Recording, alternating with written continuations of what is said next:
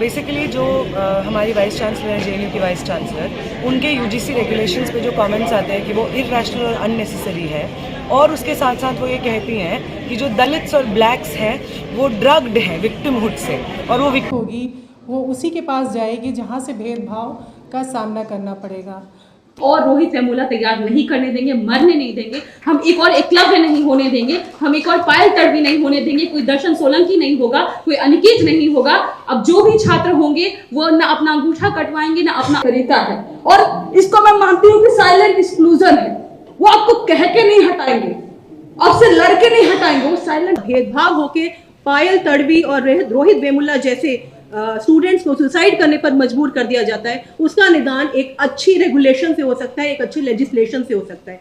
दोस्तों, UGC equity bill यानी university grant commission equity bill की मांग और विरोध में जवाहरलाल यूनिवर्सिटी यानी जेएनयू इस समय उबाल पर है।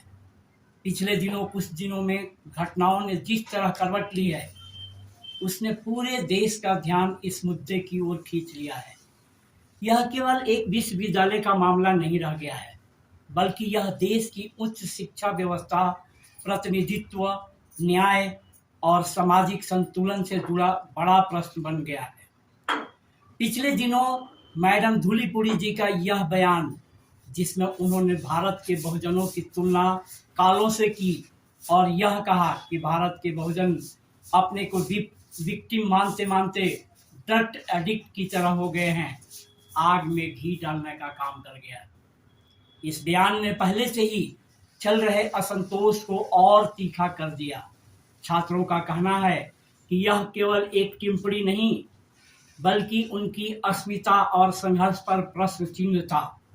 जेएनयू के बहुजन छात्र अब केवल यूजीसी बिल को लेकर ही नहीं, बल्कि वाइस चांसलर मैडम जी को हटाने की मांग पर भी अड़ गए हैं।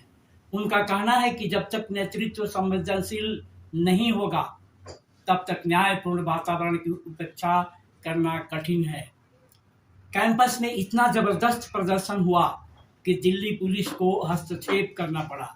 दर्जनों छात्रों को हिरासत में लिया गया। जमानत तो उसी दिन मिल गई थी, लेकिन अदालत की कुछ शर्तों के कारण छात्रों को कई रातें हिरासत में बितानी पड़ी। यह दृश्य देश के लिए सोचने का विषय है। क्या छात्र अपनी आवाज उठाएं तो जेल जाएं, या फिर लोकतंत्र में असहमति भी जगह पाती है? दोस्तों, मैं रमाश्रय सिंह आपके अपने चैनल रमाश्रय वॉइस पर आपका स्वागत करता हूं। अगर आपने अभी तक चैनल सब्सक्राइब नहीं किया है तो जरूर कीजिए और घंटिया भी बजा दीजिए टन से। वीडियो को लाइक और शेयर कीजिए। आपके कमेंट्स मेरे लिए ऊर्जा का काम करते हैं। आपकी भागीदारी ही इस संवाद को जीवंत बनाती है। अब बात करते हैं बिल की। यूजीसी इक्विटी बिल का उद्देश्य क्या है? उद्देश्य यह बताया जा रहा है कि विश्वविद्यालयों में उत्पीड़न के मामलों की निष्पक्ष जांच हो, पीड़ित छात्रों को न्याय मिले और दोषियों पर कार्रवाई हो। बिल के अनुसार 10 सदस्यों की एक कमेटी बनेगी। यह कमेटी शिकायत सुनेगी, जांच करेगी और निर्णय देगी। नियमानुसार इस कमेटी में केवल 3 सदस्य ओबीसी, एससी और एसटी वर्ग से होंगे। बाकी 7 सदस्य किसी भी वर्ग से हो सकते हैं। अब यहीं से विवाद शुरू होता है। प्रश्न यह है कि जब देश के विश्वविद्यालयों में पहले से ही बहुजन समुदाय का प्रतिनिधित्व सीमित है, तब कमेटी में केवल 3 सदस्यों तक उन्हें सीमित रखना क्या संतुलन बनाएगा? क्या यह व्यवस्था वास्तव में समानता की भावना को मजबूत करेगी? हमारे देश में कुल 45 विश्वविद्यालयों का उदाहरण लें। उसमें से मात्र 7 में ही ओबीसी, एससी या एसटी वर्ग के चांसलर हैं, जबकि 38 में अन्य वर्गों का प्रभुत्व है। यानी लगभग 85% पद एक ही वर्ग के पास है। ऐसे में यदि कमेटी के 7 सदस्य भी उसी प्रभाव क्षेत्र से आएंगे तो निष्पक्षता को लेकर प्रश्न उठना स्वाभाविक है। दोस्तों, यह किसी वर्ग विशेष के खिलाफ लड़ाई नहीं है, यह प्रतिनिधित्व और संतुलन की बात है। लोकतंत्र का मूल तत्व ही यही है कि हर आवाज को बराबरी का अवसर मिले। जब कमेटी में 7 सदस्य प्रभावशाली वर्ग से होंगे और 3 बहुजन वर्ग से हों, तो निर्णय प्रक्रिया में किसका प्रभाव अधिक रहेगा यह समझना कठिन नहीं है। यह तो वही हुआ कि दूध की रखवाली बिल्ली पर छोड़ दिया जाए। तो मांग कमेटी से उचित भागीदारी की होनी चाहिए। यही कारण है कि छात्र मांग कर रहे हैं कि कमेटी में कम से कम आधे सदस्य बहुजन समुदाय से हो। यह मांग केवल भावनात्मक नहीं है बल्कि व्यवहारिक है। यदि पीड़ित छात्र बहुजन वर्ग से हैं और कमेटी में उसका प्रतिनिधित्व नगण्य है तो उसे निष्पक्षता का भरोसा कैसे मिलेगा। दोस्तों, इतिहास गवाह है कि जहां प्रतिनिधित्व संतुलित होता है वहां विश्वास बहुत मजबूत होता है। जब विश्वास मजबूत होता है वहां टकराव कम होता है। कुछ लोग कहते हैं कि न्याय वर्ग देखकर नहीं होना चाहिए। बिल्कुल सही बात है, न्याय अंधा होना चाहिए, लेकिन न्याय की व्यवस्था अंधी नहीं हो सकती। व्यवस्था को सामाजिक वास्तविकताओं को समझना होगा। अगर हम यह मान लें कि हर माँ अपने बेटे की थाली में घी थोड़ा ज़्यादा डालती है तो यह स्वाभाविक मानवीय प्रवृत्ति है। इसलिए संतुलन बनाने के लिए व्यवस्था में विविधता आवश्यक है। चीफ जस्टिस का वह बयान, क्या हम पीछे की ओर जा रहे हैं, इस पूरे विवाद के संदर्भ में महत्वपूर्ण हो जाता है। यह केवल एक टिप्पणी नहीं बल्कि आत्म मंथन का प्रश्न है।